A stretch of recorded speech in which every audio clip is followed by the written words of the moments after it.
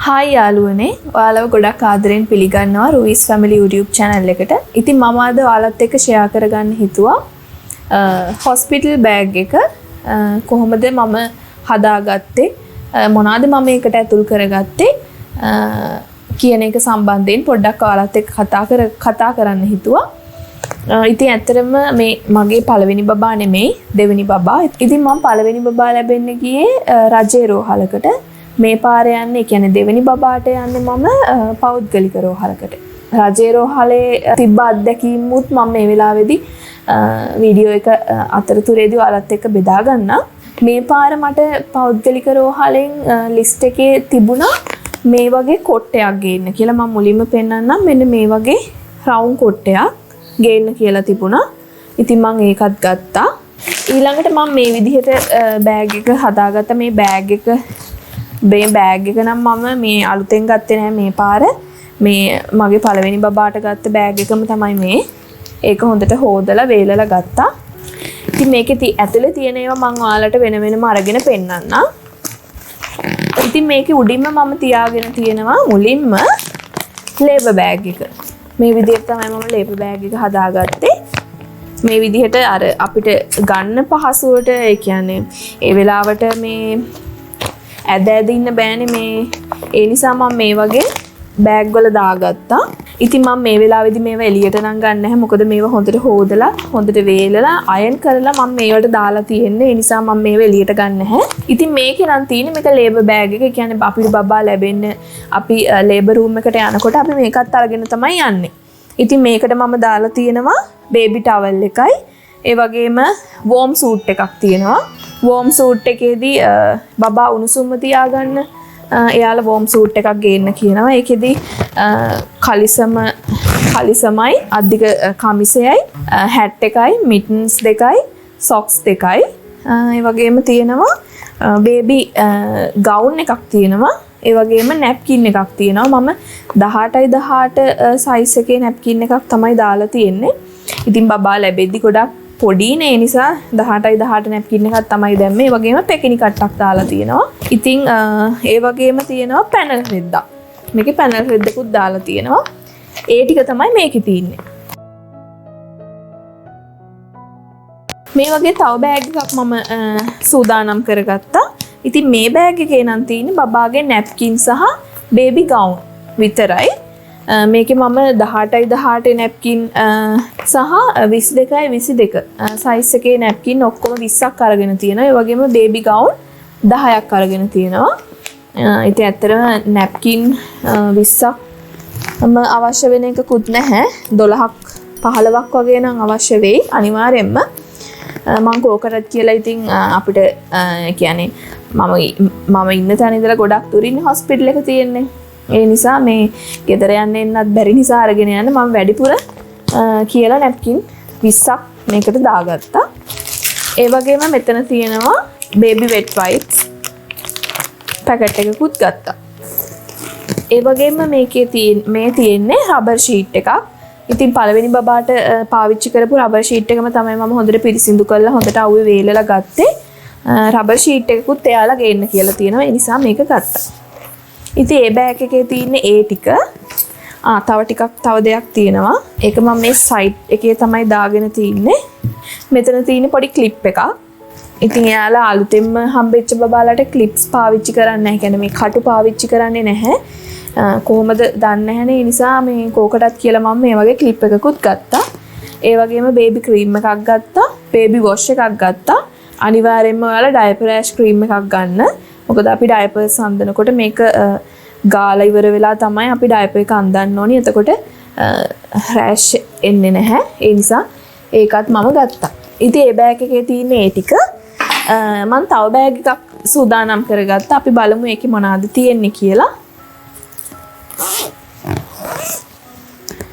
ඉතින් අනිවාර්යයෙන්ම කොටන් බෝල්ස් අරගෙන යන්න ඔයාලා. මොකද අලුත බබෙක් ඉපදුනාට පස්සේ යාව නිතරම වතුර දාලා තියන්නේ නැහැ. ඉතින් එයා කක්ක කරාම චූ කරාම පිරිසිදු කරන්නේ කොටන් බෝල්ස් වලින්. ඉතින් මම මේ වගේ පොඩි බොක්ස් එකකට දාගත්තා. එතකොට අපිට යූස් කරන්න පහසුයි. නැත්නම් ඒව තැන් වල හැලිලා විස බීජ තැරවිලා එහෙම වෙන්න පුළුවන්. මේ වගේ බොක්ස් එකකට තමයි මම කොටන් බෝල්ස් ටික දාගත්තේ. මොකද මට ලොකු අත්දැකීමක් තියෙනවා මම පළවෙනි බබා හම්බ වෙන්න රජේ රෝහලකට නේ ගියේ. ඒකෙදි මම කොටන් බෝල්ස් ටික අරගෙන ගියේ. මේ කියන්නේ ඒ කවර් එක දාලා. ඉතින් එකක් ගන්නකොට අනිත් ඒවා හැලෙන්න මේ හැලුණා. ඉතින් එතකොට ඒවා විසික් කරන්න වුණා. මට කොටන් බෝල්ස් මදි වුණා. ඉතින් ඒ වගේ ප්‍රශ්න ගොඩකට මුහුණ දෙන්න වුණා. ඒ නිසා තමයි මම මේ වගේ බොක්ස් එකකට දාගත්තේ. එතකොට පාවිච්චි කරන්න අපිට ගොඩක් ලේසි නිසා. ඒ වගේම මම ලේබර් බෑග් එකකට බේබි ටවල් එකක් දාගත්තා. ඒ වගේම මම තව ටවල් එකක් ගත්තා. මේ තියෙන එක. ඒ වගේම මෙතන තියෙන්නේ පැනල් රෙදි. මෙතන මම අරගෙන තියෙනවා මම ලේබර් බෑග් එකකට පැනල් රෙද්දක් දැම්මා. මෙතන තියෙනවා වෙනම පැනල් රෙදි 5ක්. මේවත් අරගෙන තියෙනවා 5ක් ගත්තා. මොකද බබාව නිතරම උණුසුම තියන්න ඕනේ. යාළට සීතල දැනෙන නිසා යාළව හොඳට ඔතලා තමයි තියෙන්නේ. ඒ නිසා අපිට පැනල් රෙදි අවශ්‍ය වෙනවා. ඒ වගේම මම තව බ්ලැන්කට් එකක් ගත්තා මේ විදිහට soft බ්ලැන්කට් එකක්. ගෙදර ගේනකොට ඔතලා අරගෙන එන්න තමයි මේක ගත්තේ. ඒ වගේම මේ තියෙන්නේ චූටි බබා ගෙදර ගේනකොට අඳන් එන්න going home outfit එක. මේ වගේ ලස්සන චූටි ගවුමක් ගත්තා මම. මේ වගේ ලස්සන එකක් තමයි ගත්තේ සුදු පාටින්. ඒ වගේ මේකටම හරියන්න හැට් එකකුත් ගත්තා. ඉතින් මේකට සොක්ස් නම් අවශ්‍ය නැහැ. මොකද මේක කකුල් වැහෙන නිසා. ඉතින් ලේබර් බෑග් එකේ සොක්ස් මිටන්ස් හැට්ස් වෙනම තියෙනවා. සොක්ස් හැට්ස් මිටන්ස් වෙනම ගත්ත තව 3 මේ තියන්නේ ඒ ටික. ඇත්තටම මේවා නම් මං අලුතෙන් ගත්තේ නැහැ. මගේ පළවෙනි බබාට පාවිච්චි කරපු ඒවා හොඳට පිරිසිදු කරලා තමයි ගත්තේ. ලේබර් බෑග් එකේ තියෙන ඒවා නම් අලුතෙන්ම ගත්තේ ඒවා. ඊළඟට අපිට අවශ්‍ය වෙනවා මෙන්න මේ වගේ ස්ලීපින් බෑග් එකක්. මේ ස්ලීපින් බෑග් එක බබාව ගෙදර ගේනකොට අපිට ගොඩක් ප්‍රයෝජනවත් වෙනවා. මොකද යාව මේකේ දාගෙන එන්න පුළුවන් ගොඩක් ලේසියෙන් ගොඩක් ආරක්ෂිතව.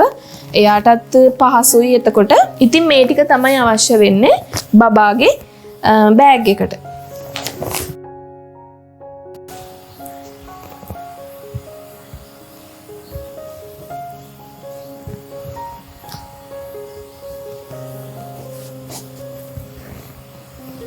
ඉතින් ඊළඟට මම පෙන්නන්නම් මගේ බෑග් එක කොහොමද මම හදාගත්තේ කියලා මොනවාද ඒකට ඇතුල් කරේ කියලා. ඉතින් මේ වගේ බෑග් 3ක් තියෙනවා. ඉතින් මම මුලින්ම පෙන්නන්නම් මේ බෑග් එකේ මොනවද තියෙන්නේ කියලා. මේකේ තියෙන්නේ අපේ ක්ලිනික් කාඩ් එක. ඒ වගේම අපි හොස්පිටල් එකේ රෙජිස්ටර් වෙච්ච ඒ ලිපි කියවිලි. ඒ හැමදේම තමයි මේකේ තියෙන්නේ. ඉතින් අනිවාර්යයෙන්ම මේක දාගන්න ඒක අනිවාර්යයෙන්ම අවශ්‍ය වෙනවා. ඊළඟට මගේ වොලට් එක තියෙනවා. ඒ ටික තමයි මේකේ තියෙන්නේ. ඊළඟට මම මාස්ක් ටිකක් ගත්තා. සර්ජිකල් මාස්ක් මෙතන 10ක් විතර තියෙනවා. මොකද හස්බන්ඩ්ුත් ඉන්න නිසා යාටත් එක්කම මාස්ක් ටිකක් ගත්තා වැඩිපුරත් එක්ක. ඒ වගේම සැනිටයිසර් එකකුත් ගත්තා. ඒ ටික තමයි මේකේ තියෙන්නේ. මේක ඉතින් ඔයාලා පාවිච්චි කියන්නේ අපිට නිතරම අවශ්‍ය ඒ කියන්නේ දැන් අපි හොස්පිටල් එකට ගිහපු ගමන්ම අවශ්‍ය වෙන දෙයක් නෙමේ මේක. ඒ නිසා මේක ඒ කියන්නේ දැන් අපි ඇඳුම් බෑග් එකේ වගේ මේක දාගත්තොත් ඒක හැර ඉන්න වෙනවා. එතකොට වෙනම මේ උතන පරක්කු වෙන්න පුළුවන්. ඒ නිසා මේක නිතරම අතේ තියාගන්න පුළුවන් විදිහට මේ විදිහට පොඩි බෑග් එකක දාලා තියාගත්තම ලේසි. ඊළඟට මේකේ තියෙන දේවල් මම කියන්නම්. ඇත්තටම මේකේ තියෙන්නේ ටූත් බ්‍රෂ් එක, ටූත් පේස්ට් එක, ඊළඟට ඩියෝඩරන්ට් එකක් තියෙනවා, ෂැම්පූ එකක් තියෙනවා, ෆේස් වොෂ් එක තියෙනවා මගේ, තෙල් එකක් තියෙනවා කොණ්ඩේ ගාන.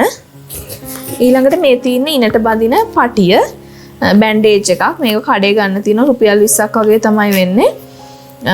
මොකද දැන් අපි දැන් මම නම් සිසේරියන් සත්කමකට තමයි භාජනය වෙන්නේ. මේ ඒ නිසා අපිට පෑඩ්ස් අන්දනකොට මේ වගේ පටියක් බැඳලා තමයි ඉනට එයාලා මේ ඒක අන්දන්නේ. ඒ නිසා මේ වගේ බැන්ඩේජ් රෝල් එකක් අරගත්තා මම. ඉතින් මේක කපලා අපිට හදාගන්න පුළුවන් පටි කීපයක්ම මේක ටිකක් ලොකුවට තියෙනවා. ඒ වගේම පොඩි වූල් දෙකකුත් ගත්තා කොණ්ඩේට දාන්න. මොකද අපි ඔපරේෂන් එකට යනකොට එයාලා කොණ්ඩ දෙකක් කොතා ගන්න කියනවා. එතකොට මේ කොණ්ඩ දෙකට දාන්න මේ වගේ පොඩි වූල් දෙකකුත් ගත්තා. ඒ වගේම පර්ෆියුම් එක ගත්තා. පනාව දාගන්න ඕන මේකට. ඒ වගේම සබන් කැටයක් දාගන්න ඕනේ. මම දන්නේ ඇත්තටම ප්‍රයිවට් හොස්පිටල් වල මේවා දෙනවද කියලා. මට අත්දැකීම් එහෙම නැහැ. මම ගිහිල්ලාම නැති නිසා මේ කෝකටත් කියලා මම මේකට දාගන්නවා සබන් කැටයක්. ඉතින් එයාලා දෙනවයි කියලාත් මට යාළුවෝ කීප දෙනෙක් කිව්වා. දන්නේ නැහැ ඉතින් මොනවා වේද කියලා මම කෝකටත් කියලා ඒකත් අරගන්නවා. ඉතින් ඒ ටික තමයි මේකේ තියෙන්නේ. ඒකත් වෙනම බෑග් එකක දාගත්තා. එතකොට අපිට පාවිච්චියට ලේසි නිසා. මේකේ තමයි තියෙන්නේ මගේ ඇඳුම්. ඉතින් උඩින්ම තියලා තියෙනවා මේ වගේ පැඩ්ස් පැකට් එකක් ලූප් එක තියෙන. මේක තමයි අපිට අවශ්‍ය වෙන්නේ. ඔයාලට අවශ්‍ය නම් normal pad එක උනත් අඳින්න පුළුවන්. කොහොමද දන්නේ? ඉතින් private hospital එකක නම් මේවා දෙනවා කියලාත් කියනවා. මම කෝකටත් කියලා මේ වගේ pad packet එකකුත් ගත්තා. ඒ වගේම මම මේ බෑග් එකේ වෙනම දාගත්තා උඩින්ම තියලා තියෙන ලේබර් බෑග් එක. ඉතින් මේකේ තියෙන්නේ සුදු චීත් එකකුයි සුදු පාටට හුරු චීත් එකකුයි සුදු පාට බෙඩ් ජැකට් එකකුයි මේකේ තියෙන්නේ. ඉතින් මේ බෑග් එකේ මම වෙනම දාගත්තා. මම ඔයාලට පෙන්නන්නම්. චීත් මෙතන අරගෙන තියෙනවා 4ක්. ලේබර් බෑග් එකේ තව චීත්තයක් තියෙනවා. එතකොට ඔක්කොම චීත්ත 5ක් අරගෙන තියෙනවා. ඊට අමතරව බෙඩ් ජැකට් මෙතන 3ක් තියෙනවා. එතකොට බෙඩ් ජැකට් මම ඔක්කොම 4යි ගත්තේ. ඒ ටික තමයි මේ බෑග් එකේ තියෙන්නේ. ඊට අමතරව ගෙදර එනකොට ඇඳගෙන එන්න ෆ්‍රන්ට් ඕපනින් ගවුමක් ගත්තා. ඒ කියන්නේ මෙතන ඉස්සරහා මෙහෙම ඕපන් වෙලා තියෙන ගවුමක්. ඉතින් මම දන්නේ ඇත්තටම ගෙදර එද්දි අවශ්‍ය වෙයිද කියලා බෙඩ් ජැකට් එකයි චීත්තේ ඇඳගෙන එන්න වෙයිද දන්නේ නැහැ. රජේ රෝහල්කට මුල් අවස්ථාවේ පළවෙනි බබාට නම් මම ගෙදර එද්දි චීත්තේ බෙඩ් ජැකට් එකයි තමයි ඇඳගෙන ආවේ. ඉතින් මට හිතෙනවා මේ පාරෙද්දි එහෙම ඉන්න ඕනේ නැහැ. මේ වගේ ගවුමක් ඇඳගෙන එනවා නම් හොඳයි කියලා. ඒ නිසා මම ගත්තා ගවුමකුත්. ඒ වගේම මෙතන අරගෙන තියෙනවා මම ෆීඩිංగ్ බ්‍රා එකක්. ඉතින් මේක මම පෙන්නන්නම් කොහොමද පාවිච්චි කරන්න කියලා. මේක සාමාන්‍ය බ්‍රා එකක් වගේ නෙමෙයි. මෙන්න මේ විදිහට මේක ඉස්සරහා මෙහෙම ක්ලිප් එකෙන් ගලවලා ගන්න පුළුවන්. එතකොට අපිට ලේසි බබාට ෆීඩ් කරනකොට. මම ඒකෙනුත් 2ක් ගත්තා. ඒ වගේම පැන්ටිස් ගැන කියන්න ඕනේ. දැන් සීස එකකට වගේ නම් අපි දැන් සිසේරියන් සත්කමකට භාජනය වෙනවා නම් අපේ බඩේ යට කොටසෙන් කැපුමක් එනවා සීස කට් එක. ඉතින් එතකොට අපිට සාමාන්‍ය විදිහට පැන්ටිස් අඳින්න බෑ. එතකොට ඒකට අර කට් එක අහු වෙන නිසා සීස කරාම අඳින්න වෙනම පැන්ටිස් జాතියක් තියෙනවා. ඒවට කියන්නේ මැටර්නිටි පැන්ටිස් කියලා. ඒකේ ඉන ගොඩක් උඩට එන්නේ බඩේ උඩ හරියටම එනවා. ඉතින් ඒකෙනුත් මම පැන්ටිස් 2ක් විතර අරගෙන තියෙනවා. ඉතින් ඒ වගේම ටවල් එකක් අරගෙන තියෙනවා. ඉතින් මේ ටික තමයි මගේ බෑග් එකේ තියෙන්නේ. ඉතින් මං හිතනවා අද වීඩියෝ එක ඔයාලට වැදගත් වෙන්න ඇති කියලා. එහෙම වැදගත් වුණා කියලා හිතනවා නම් අනිවාර්යයෙන්ම මට කමෙන්ට් එකක් දාන්න. ඒක මට ගොඩක් වටිනවා. එහෙනම් මම වීඩියෝ එක අද මෙතනින් නවත්තනවා. රුවීස් ෆැමිලි YouTube channel එක ඔයාලා subscribe කරලා නැත්නම් subscribe කරන්න කියලාත් ගොඩක් ආදරෙන් ඉල්ලනවා. ඒ වගේම ඒ ළඟම තියෙන bell icon එකත් click කරන්න. එතකොට මම වීඩියෝ එකක් අරගෙන ආපු ගමන්ම ඔයාලට බලා ගන්න පුළුවන්. මගේ වීඩියෝස් හොඳයි කියලා හිතෙනවා නම් වැදගත් කියලා හිතෙනවා නම් ඔයාලට පුළුවන් යාළුවොත් එක්ක share කරගන්න. එහෙනම් මම ගිහිල්ලා එන්න. ඔයාලට සුබ දවසක්.